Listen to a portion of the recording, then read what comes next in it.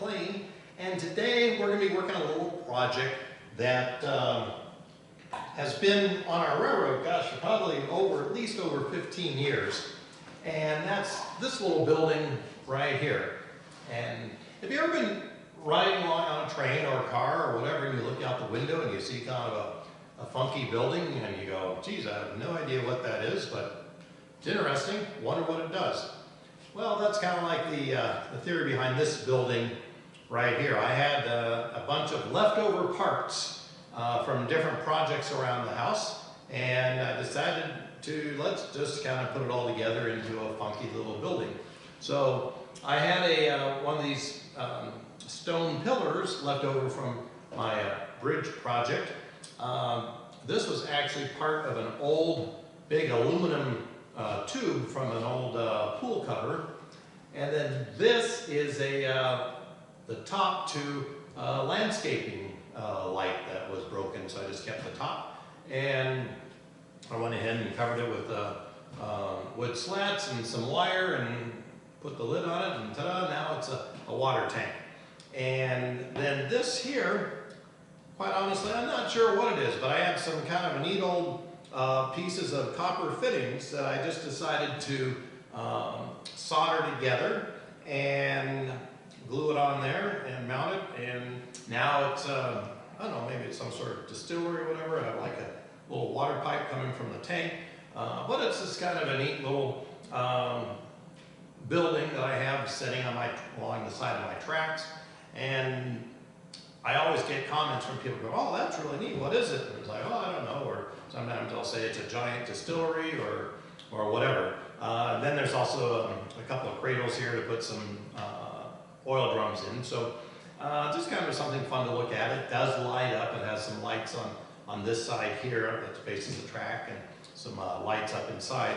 But each year I have to bring this in and then put it back out on the track during the summer. And as you know, I've been slowly changing all of my temporary buildings into permanent buildings.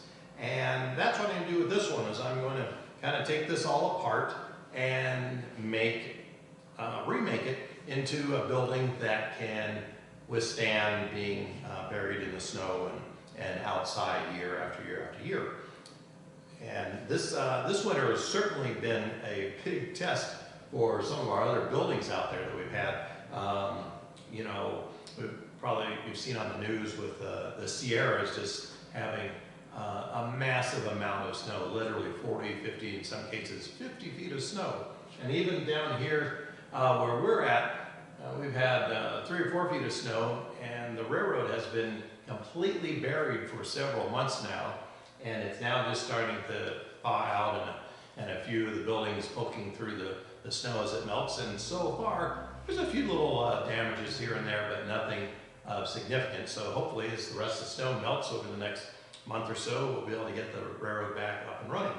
But during that time, I'll go ahead and get this building rebuilt in a manner that will be able to withstand all the elements year after year after year.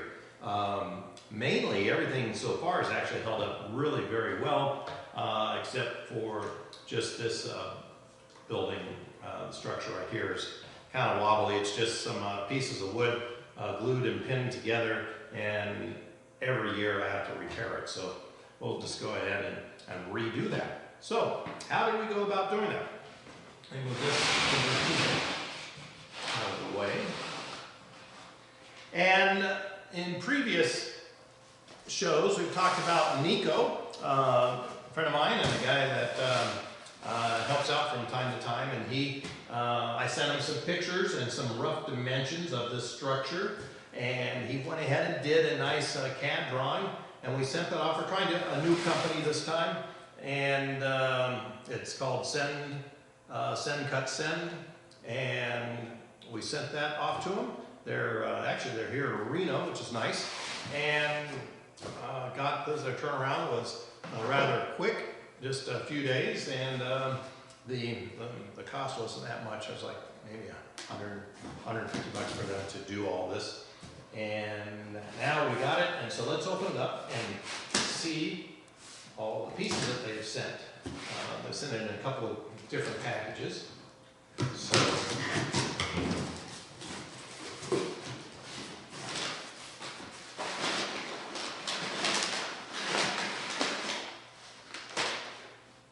So now what I want to do is make this out of the frame of, here we have the packing list, and there's some nice candies in there, that's nice, and a little sticker from them, and some of the pieces. So this is the frame, and so what I decided to do is I wanted to make the structure all out of metal, and so this would all fit together, and then I would go ahead, take it over to a friend of mine's, and we'll actually weld these pieces together, just kind of tack weld them in place. And I'm not going to paint this because I think it'd be really cool for just to weather and rust like kind of like how the copper tank has done. So add some nice character and look kind of like an older building after just a few months. This will start getting some nice coloring to it. So let's put that in there. And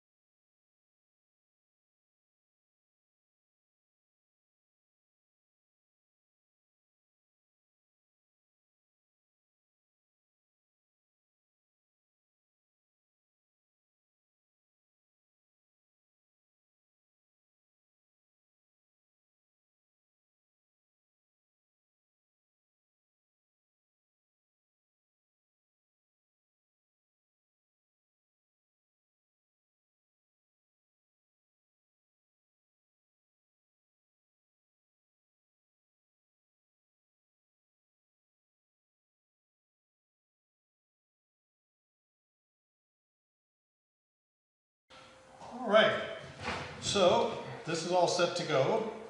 Now we'd obviously have to glue this together, but it fits together nicely. And then these rods will fit right into that base and in that corner there. The same thing kind of right here to make everything the right alignment. And this little tongue coming out will be where the little stairs attach.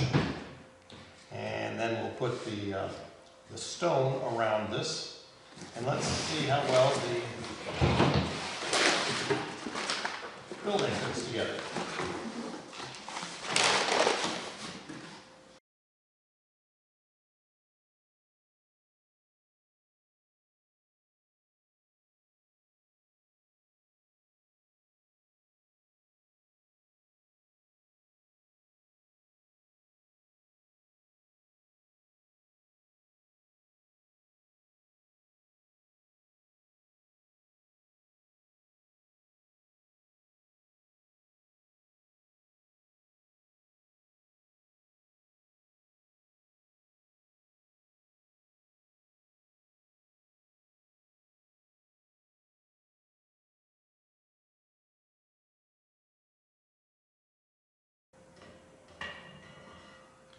right on top like that.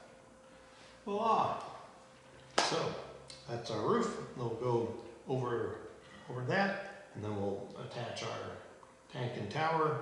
And so after this quick little test fitting of everything, it looks like it's going to work. So next up is we'll glue this together. We'll put the stone around it, get that ready to go, and then we'll take this over to my friend's place and have that tack welded, and then we'll be set to do the final assembly. Well, we're going to go on the next step here, and this is a new material that we are starting to work with. It's not normally like the PVC board that we like. This is a HDDP, and it's another form of plastic. It's a little bit less expensive than the PVC board, generally speaking. It was, matter of fact, it was invented in I think the late 50s or so, and the guy that invented it actually got a Nobel Prize for inventing this stuff.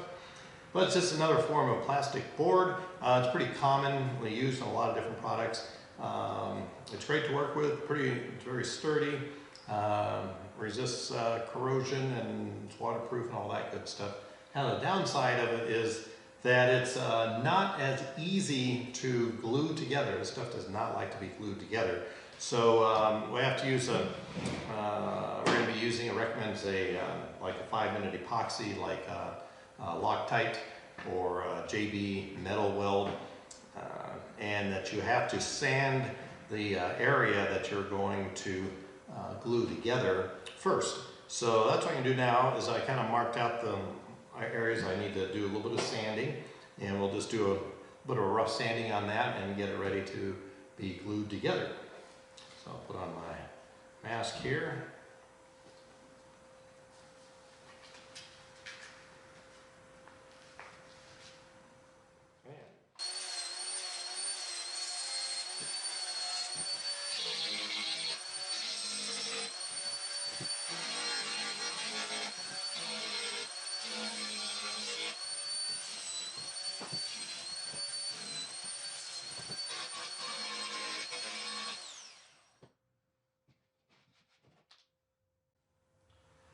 All right, we got these, a little bit of sanding on there, so now I'm just going to kind of blow this stuff off and get it all, make sure it's all nice and clean so that we can go ahead and do the epoxy.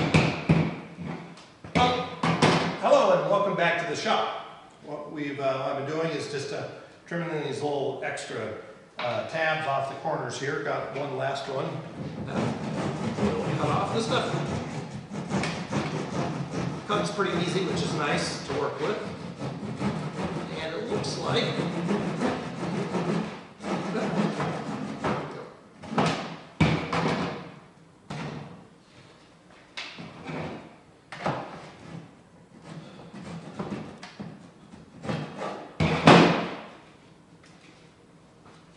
okay. This looks like it's holding together nicely. We trimmed the 4 corners here, and the next thing that we want to do is do a rough sanding around here, because we're going to glue the stones onto that. And the next thing also is we want to run some little tubing into here so that we can get the wiring easily into this space here from light in the tower, tank tower, and it will hide it as well as protect that wire. So we'll put on our handy dandy mask.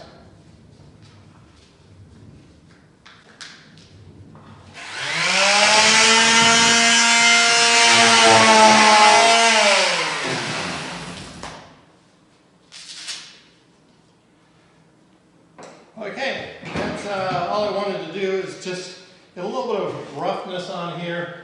This is a 60 grit sandpaper, just so that it has a little more texture for the adhesive to stick to it, and make sure that there's nothing funky on my corners. All looks great, and next I'll go ahead and clean this up, and we'll start figuring out the pieces of the stone, and also figure out the best way to get my wire into this structure for the electrical, for the lights later on. So the next step is to assemble the wooden base for the tank, and I'm just using the pieces from the old one. They're still in good shape. Take a little bit of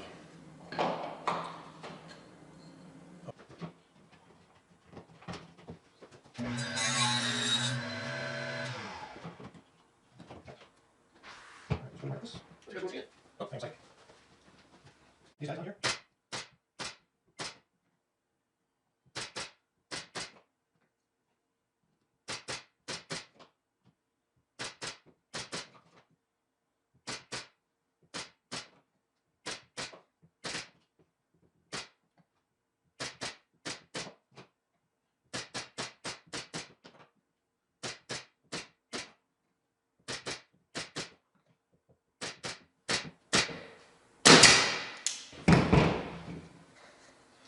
All right, here's our base now.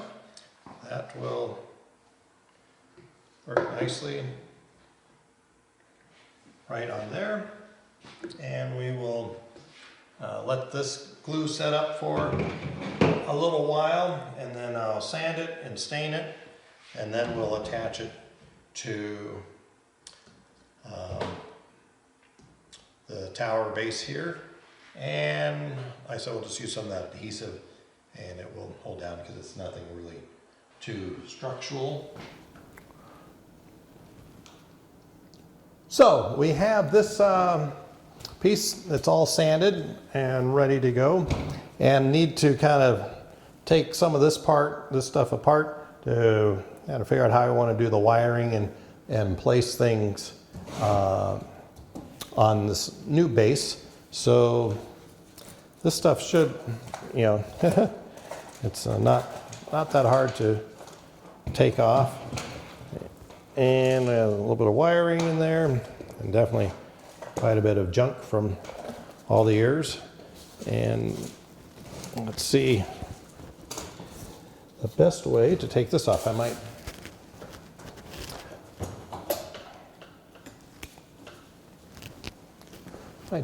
use something like this, so I can get underneath there and pry this off.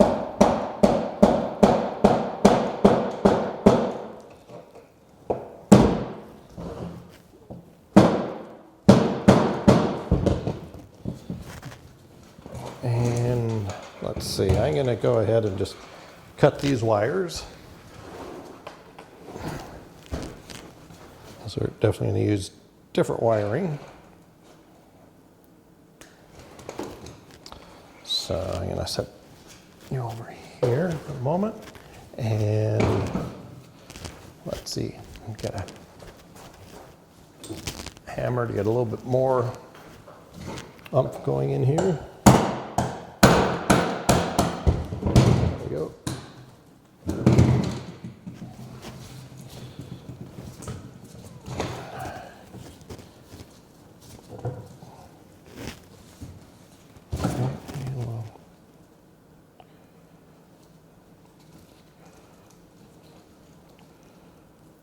These down here. All right.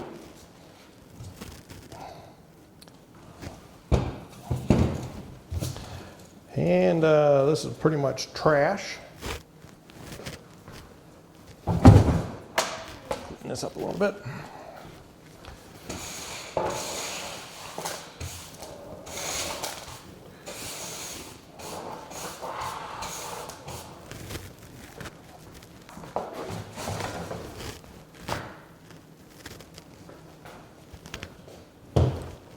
So my thought is we're going to kind of put this guy kind of about right there. And I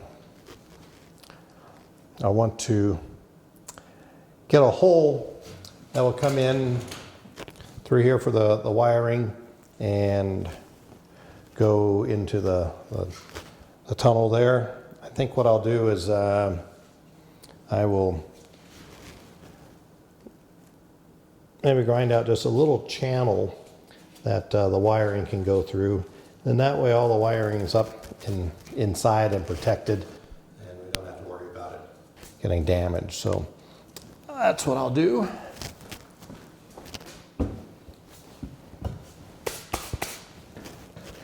So for right now, what we want is just a little hole kind of in the center here.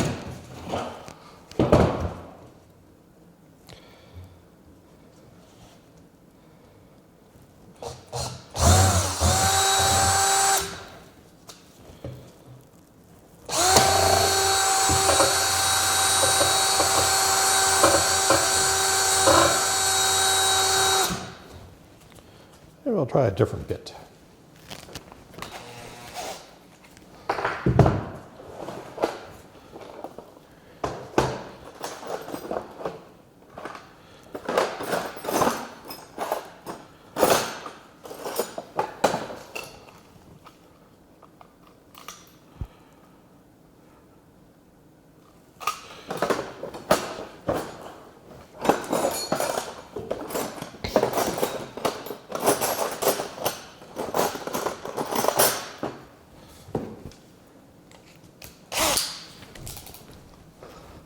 This will work.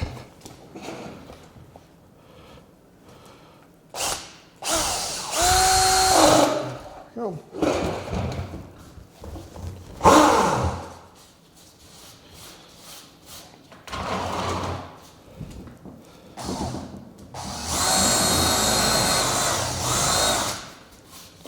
All right.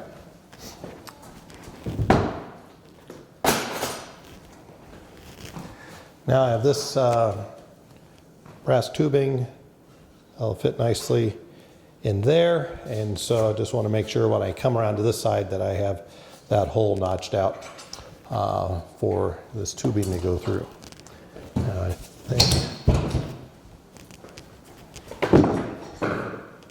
think we are set to go. And let's see here. I was going to start on this end, and you should be able to go like that. I want to make sure that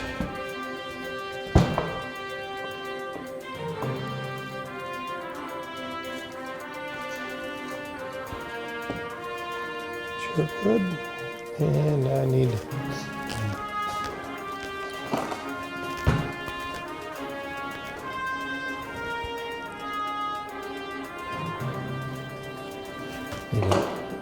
to make a little notch in that.